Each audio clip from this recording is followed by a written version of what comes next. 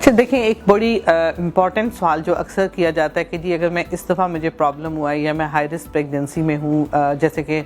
اس میں کسی کا بلڈ پریشر ہے، کسی کا بلڈ شوگر زیادہ ہے، کسی کے ساتھ کوئی کارڈیک ایشو ہے، یا کسی کے ساتھ کسی قسم کا بھی کوئی پریگننسی میں ملٹیپل پریگننسی ہے، تو یہ ہائی رسک پریگننسی ہے۔ لوگوں کو یہ لگ رہا ہوتا ہے کہ سوال اکثر یہ آتا ہے کہ ڈاکٹر صاحب میری اگلی پریگننسی میں کیا ہوگا، میری فیوچر پریگننسی میں بھی کیا میں اسی طرح سے سفر کروں گی؟ تو دیکھیں، یہ ڈیپینڈ کرتا ہے، ویریبل ہے۔ اب جیسے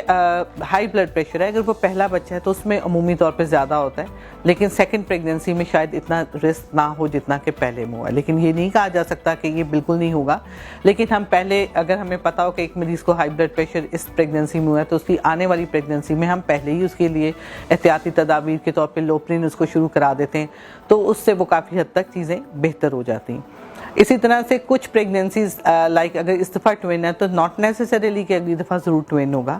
ہاں، اگر آپ اس دفعہ ڈائبیٹک ہیں اور اگر آپ نے اپنا ویٹ کنٹرول نہیں کیا، اپنی چیزیں نہیں کنٹرول میں رکھیں، تو مے بی آپ دوبارہ ڈائبیٹک ہوں، لیکن اگر آپ اپنی ایکسرسائز سے، اپنی ڈائٹ سے، اپنی چیزوں سے کنٹرول رکھتے ہیں تو مے بی آپ کو ڈائبٹیز نہ بھی ہو۔